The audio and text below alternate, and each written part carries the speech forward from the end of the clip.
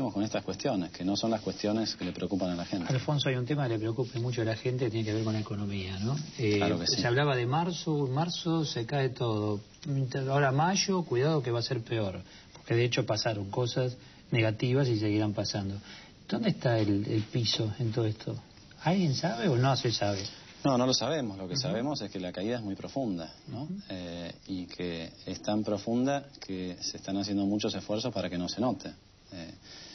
Profunda y generalizada. Mire, el otro día yo caminaba por los puestos de la Plaza Constitución y les preguntaba cómo estaban los números. Y bueno, la encuesta generalizada eran caídas del 40% en las ventas. Ahora tenemos que aguantar que Kirchner salga a decir que la economía se está recuperando, ¿no? Entonces, la desconexión que hay con la gente y con la realidad es enorme.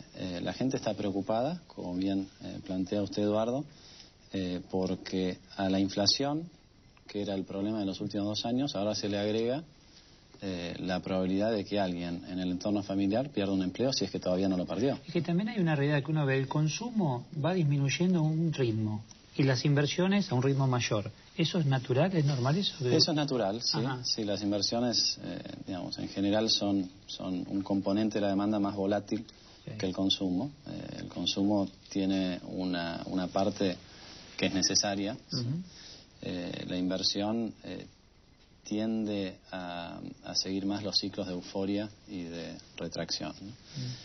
Y en este marco de incertidumbre en el que sin duda que hay vida después del 29 de junio, pero los actores económicos no están muy seguros de qué tipo de vida, ¿no? Fundamentalmente por esta estrategia plebiscitaria del gobierno. Claro, porque todos dicen, bueno, vamos a ver qué pasa. Entonces no hay inversiones, no hay proyectos. Es tremendo para la economía. Exactamente, esto, ¿no? Sí. Cuando alguien juega todo o nada, es una timba. Y cuando el que está en esa timba es el que tiene la responsabilidad de conducir el país, bueno, el resto mira y dice, bueno, yo espero a ver qué pasa, ¿no? No vaya a ser que este plebiscito se referende o no se referende. Cualquiera de los dos escenarios no es bueno. Y esto es lo que ya se está viendo con muchísima claridad en la economía, ¿no? No los quiero aburrir con números o con estadísticas, pero hay uno que para mí es muy importante en la comparación, que es, en lo que va del año, las ventas de autos han caído un 30%, ¿no?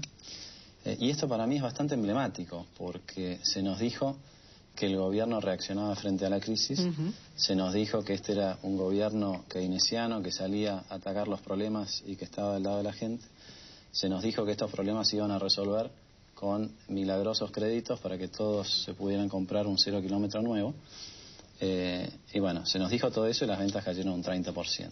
En Brasil no se les dijo nada de estas promesas a la gente. Brasil tiene un gobierno mucho más pragmático, mucho más sintonizado con la gente. ¿Qué hicieron? Bajaron el IPI, que es un impuesto a los ingresos brutos. Bajó fuertemente el precio de los autos y en Brasil las ventas de autos subieron en el primer trimestre de año. Y digo esto porque esto era precisamente lo que nosotros recomendábamos en diciembre del año pasado. Cuando el gobierno empezó a hacer anuncios sobre anuncios, nosotros decíamos, este es un momento para bajar impuestos, no para proteger el superávit fiscal. Este es un momento para darle tranquilidad a la gente, para ponerle la plata en el bolsillo, no para facilitarle un crédito que no sabe si va a poder pagar porque está por perder el empleo. Bueno, lamentablemente no tuvimos escucha en ese momento, pero esta comparación con Brasil ratifica que el rumbo que se ha seguido... Alfonso, si bajaba, a ver, el 30% bajaba el valor de los vehículos y yo podía comprar, a mí me convenía, ciudadano común, empleado, comprar un vehículo con este panorama incierto internacional. No, bueno, tenemos que quedarme quieto con el ahorro en casa, por lo menos tengo el dinero en casa, ¿no? Porque ingresar ahora a crédito, por más que sea tasa baja, no sé si me conviene. Bueno, depende de la realidad económica de cada uno, ¿no? Y cuando hablamos de bienes durables, como es el caso de un auto, históricamente en Argentina los bienes durables han sido refugio también de valor, ¿no? En un momento donde hay inflación, no sabemos muy bien qué es lo que va a ocurrir, hay preocupación con el tipo de cambio, ¿sí? Aprovechar una ganga temporaria por baja temporaria de impuestos podría haber sido una alternativa. En todo caso, digamos, cada individuo decide qué es lo que va a hacer con su plata, pero si no tiene la certeza de que esa plata está en el bolsillo, que es simplemente un crédito para algo que después va a tener que devolver, esto no tiene el efecto. Alfonso, yo le quiero preguntar un tema que a mí me preocupa mucho, que es el tema de los fondos del ANSES. Cuando uno dice el ANSES le está prestando 1.500 millones al gobierno, una tasa, pero como nosotros no podemos con nuestro genio periodístico, le voy a dar una noticia de último momento. Bueno, Elisa Carrió confirmó que va a ser candidata, pero el primer lugar de la lista es el nombre del señor que tenemos acá. ¿Y la noticia cuál es entonces? ¿Que soy primero o que es candidata? No, que usted es primero y que Elisa Carrió va a estar, pero no va a ser primera en la lista. Así que... Muy bien.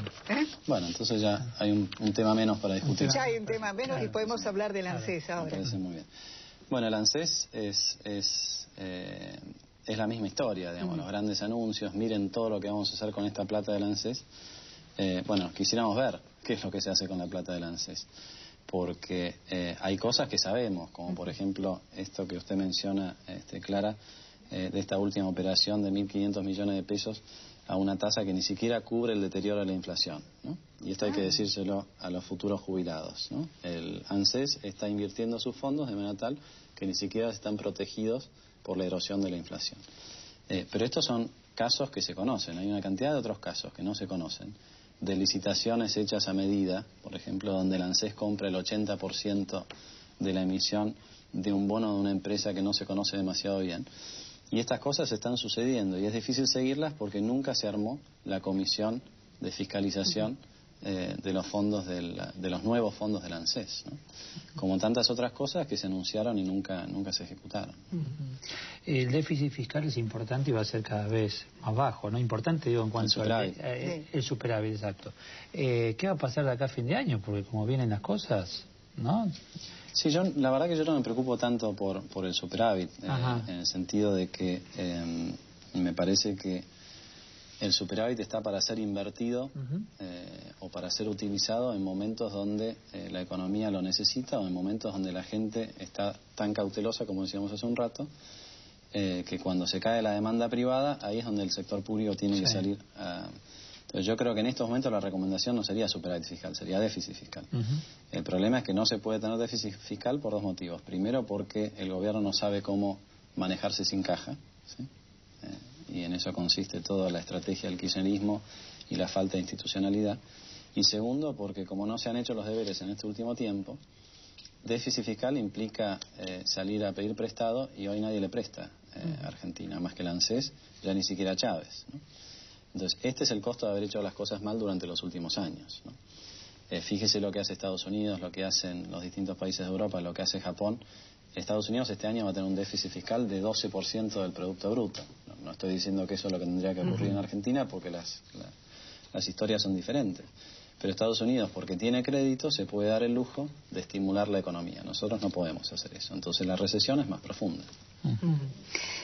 Alfonso, usted tuvo hace una semana o dos una polémica alrededor de los que trabajan en la salada. Incluso hubo solicitadas de entidades empresarias diciendo cómo están defendiendo la ilegalidad. ¿Y qué tiene para decir del fenómeno de la salada? ¿Qué fue lo que pasó ahí?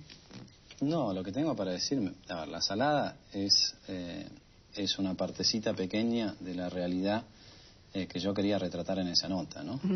Y en esa nota el enfoque que nosotros buscábamos era, les recordamos que en Argentina hay 12 millones de pobres y la tercera parte de esos pobres están totalmente excluidos fuera del sistema. Si Argentina fuera Suiza, la salada sería un problema, ¿no?